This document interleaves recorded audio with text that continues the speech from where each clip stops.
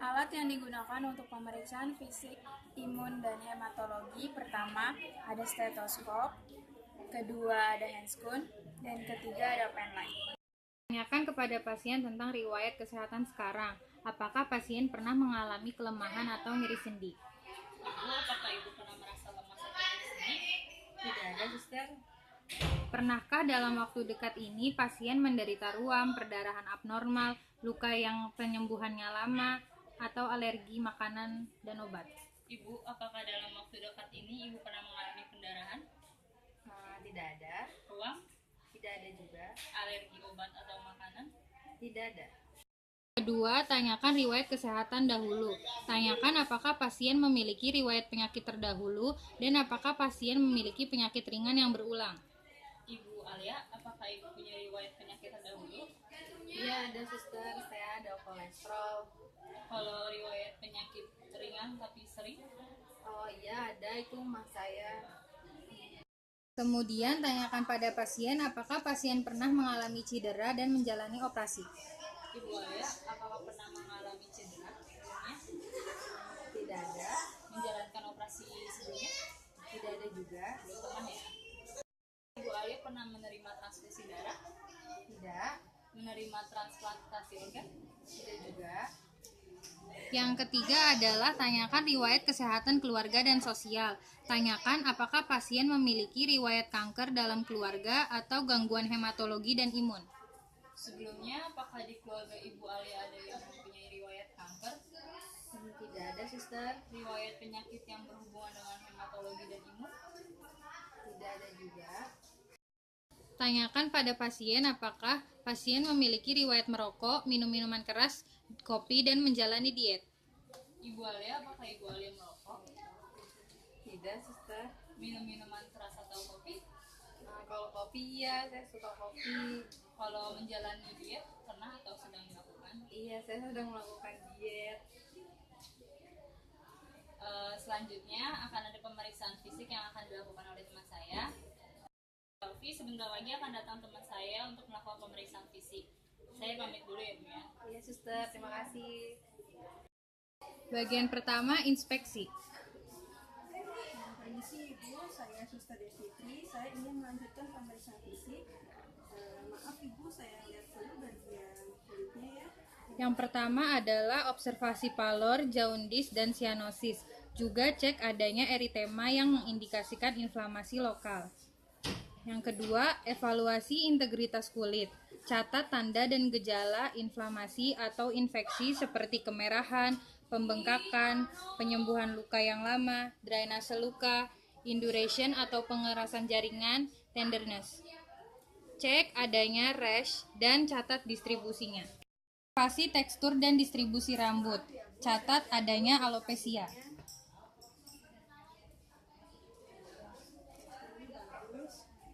Yang kelima, inspeksi kuku terhadap warna, tekstur, longitudinal, striation, oncoliosis, dan clubbing finger.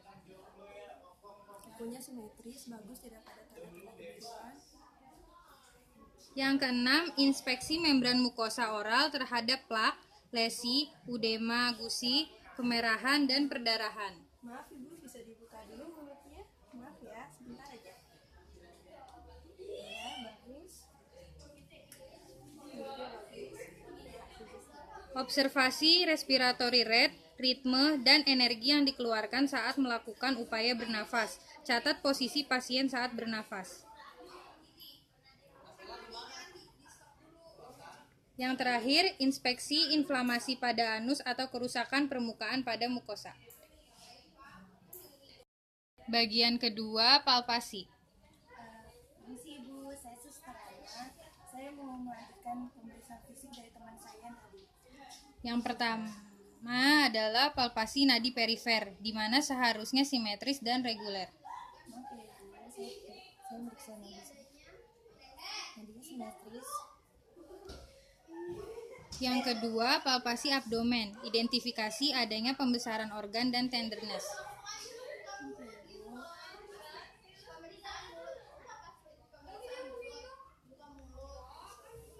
Yang ketiga, palpasi joint, cek pembengkakan, tenderness, dan nyeri.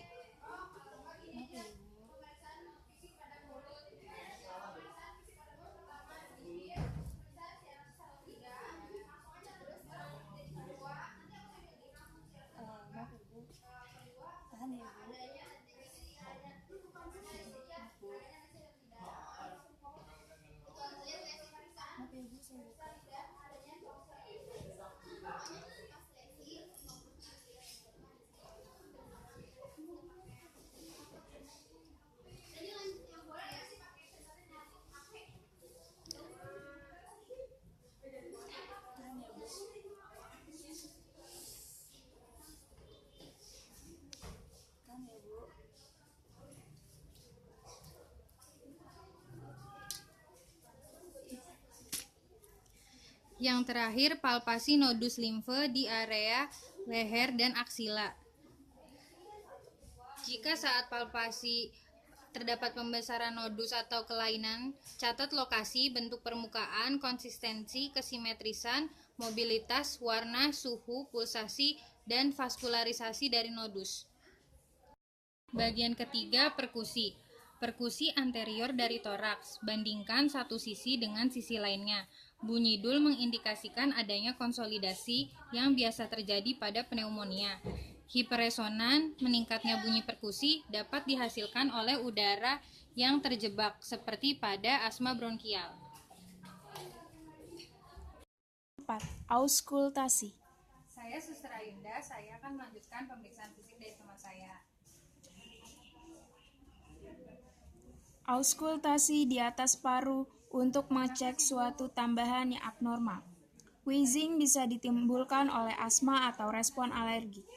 Crickles disebabkan oleh infeksi saluran pernafasan seperti pneumonia.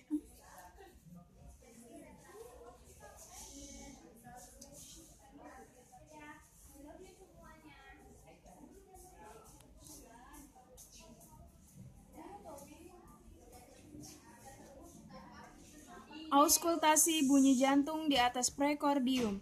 Auskultasi normal reveals hanya bunyi jantung 1 dan 2.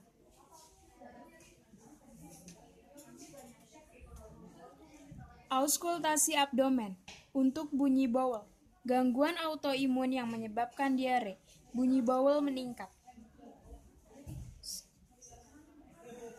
Dan gangguan autoimun lainnya yang menyebabkan konstipasi, bunyi bowel menurun. Baik Ibu, pemeriksaan fisik sudah selesai. Jika Ibu butuh bantuan, bisa pencet bel yang ada di sebelah Ibu. Sebelum saya pergi, ada yang bisa dibantu lagi? Enggak ada, Suster. Udah, mari ya Bu, istirahat ya Bu ya. Iya.